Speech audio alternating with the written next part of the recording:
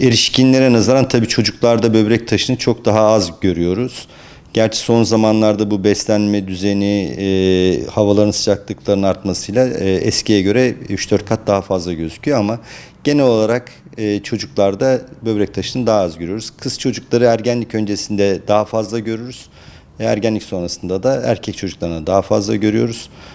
Tam bir oran veremiyoruz ama ortalama olarak 10 binde 5 ila 10 aralığında görülme sıklığı var. Şimdi tabii böbrek taşı olan çocuklardaki belirtiler nelerdir? Daha çok bir karın ağrısı veya yan ağrısı olabilir. İdrarda kanama görebiliriz. İdrar yolu enfeksiyonlarını daha sık görürüz bununla beraber. Tabii bu durumla hemen çocukları daha detaylı incelemeye geçmek lazım. En azından bir röntgen film ve ultrasonla böbrek taşı olup olmadığı konusunda bize fikir sahibi olabiliriz. Daha sonrasında gerekirse bir tomografi çekilip tanıyı netleştirebiliriz. Şimdi burada birkaç faktör var tabii tedavide neler yapacağız.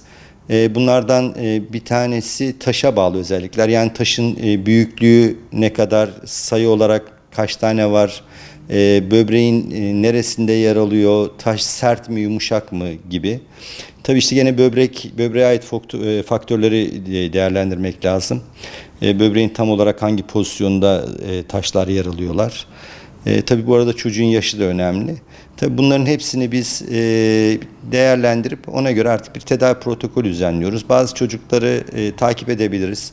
Bazılarında endoskopik ameliyatlar yapılabilir. Veya bazılarında perkütan dediğimiz sırtından bir delikle taşı alma ameliyatları yapılabilir.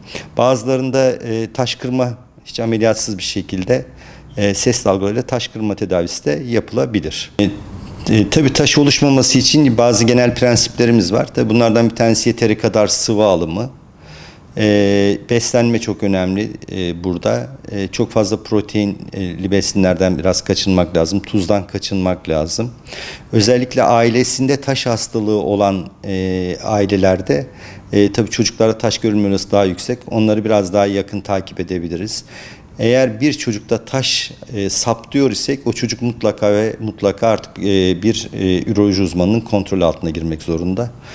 Çünkü taş hastalıkları özellikle çocukluk döneminde hiçbir fazla belirti vermeden böbrekte hasar yapar, hatta tamamen böbreği de kaybedebiliriz. O yüzden mutlaka takipte kalmaları gerekiyor.